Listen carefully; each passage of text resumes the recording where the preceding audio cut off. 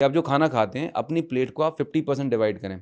हमारे खाने की प्लेट का 50% लाइव फूड होना चाहिए, मतलब ताज़ी हरी सब्जियां और सलाद होना चाहिए। ये एक रूल अगर आप चेंज कर लें 80-90% हेल्थ प्रॉब्लम को आप रिजॉल्व कर सकते हैं, just one changing one habit. आप देखें आपके खाने में घर में कितना सिस्टम होता है। जैसे हमारे खाने में थाली लगती है, दाल चावल सब्जी रोटी रहेगी और बाजू में कहीं कॉर्नर मिलेगा तो ऑप्शन में ककड़ी टमाटर का एक आध पीस डाल दिया 2-3 जाएगा, पीस ऐसा शो हाँ शाइनिंग के लिए शो डाल शाइनिंग के लिए, राइट। दो।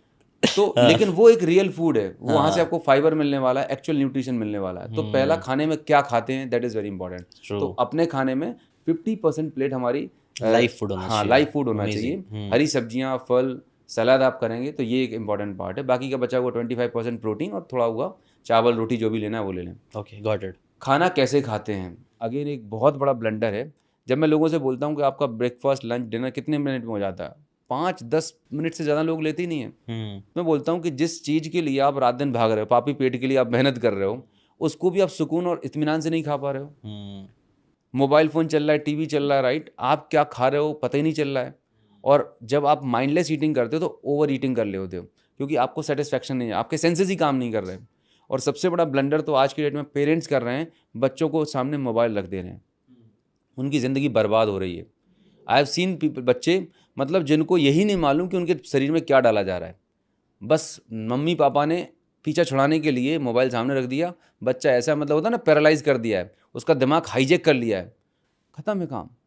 तो एक सबसे बड़ी ब्लंडर मिस्टेक, खाना खाते समय माइंडलेस ईटिंग कर रहे होते हैं माइंडलेस और ईटिंग। खाने में कम टाइम डालना है। इसे मैं बोलता हूँ कि खाने को, हमारे बुजुर्ग बोलते थे 32 दांत होते हैं, तो खाने को आराम आराम से चबा चबा कर खाना चाहिए। तो आज लोग चबा चबा के नहीं खा रहे, दबा दबा के खा रहे हैं। कहते हैं कि आंतों से दांतों का काम नहीं लेना चाहिए। यहाँ पर ग्राइंडर नहीं लगा हुआ है। हाँ। जब खाने को आप इत्मीनान से चबा चबा के खाएंगे तो खाने में जो ब्लड शुगर है जो वो धीरे धीरे बढ़ेगी, आपको सेटिस्फेक्शन अच्छा मिलेगा और आप हेल्दी रहेंगे, आपका खाने का प्रॉपर डाइजेशन होगा। तो खाना खाने का तरीका जो है वो बदलने की ज़रूरत है।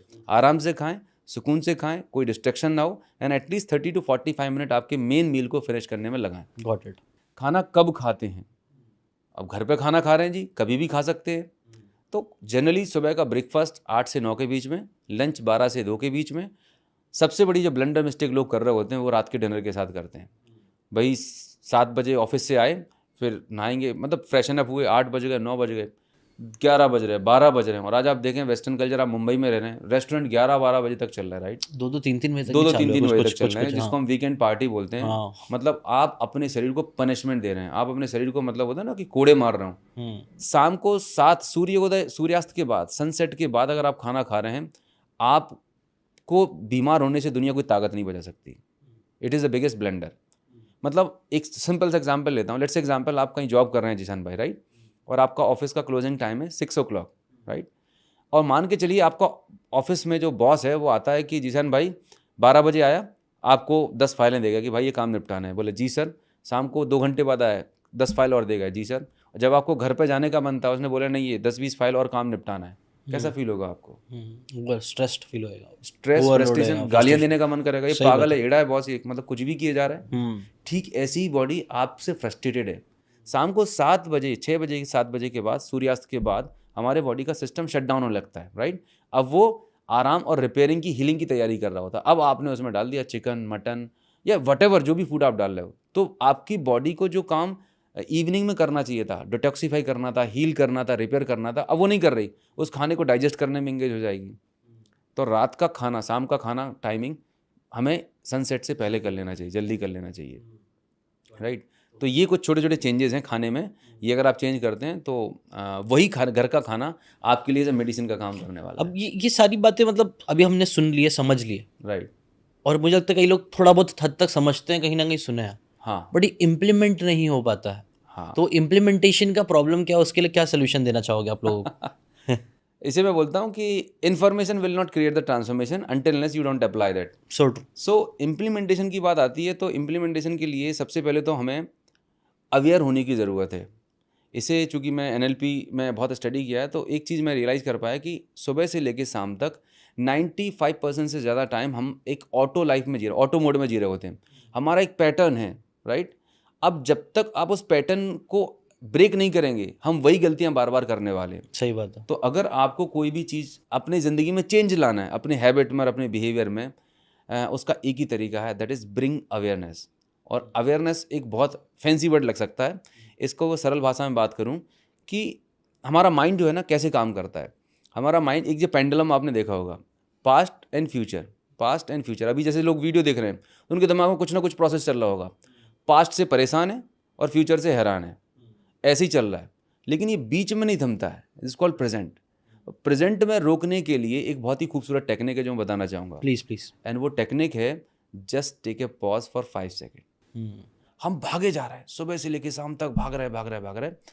पॉज लें, गहरी लंबी सांस लें और एक पॉज लें। और जैसे ही आप पॉज लेते हैं, आप आ जाते हैं प्रेजेंट मोमेंट में। आप जैसे अपनी ब्रेथ पे फोकस करते हैं, आपका माइंड एंड बॉडी कोऑर्डिनेशन में आ जाता है।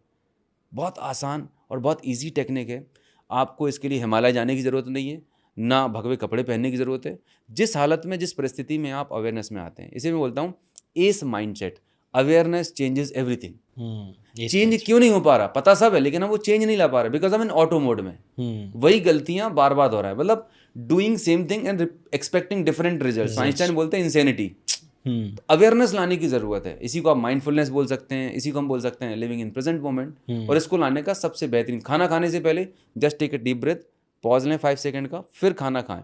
जैसे आप रेस्टोरेंट में ऑर्डर देना है, तो जब मैं लोगों को देखता हूँ जो ओबीस हैं, मोटे तगड़े लोग हैं, उनका डिफॉल्ट जो ऑर्डर जाता है बर्गर, पिज़्ज़ा। मैं 5 स्टार होटल में जाता हूँ तो वहाँ खाना लगा रहता है, राइट। हर एक इंसान के पास परमात्मा ना हर मिनट हर सेकंड पे चॉइस देता है। सही बात है। सुबह उठूँ या ना उठूँ चॉइस है, मैं सलाद पहले खाऊं या बर्गर पिज़्ज़ा खाऊं ये भी चॉइस है, राइट। तो चॉइस हमारी क्यों नहीं हो पाती? क्योंकि हम अवेयरनेस में नहीं है। बाय डिफ़ॉल्ट हमारा हाथ बर्गर पिज़्ज़ा पर जाएगा, लेकिन जस्ट मैंने पॉज लिया। अब मेरे पास रेस्टोरेंट का मेनू है, मैं ट्रैवल बहुत करता हूँ, मेरे पास मेनू है।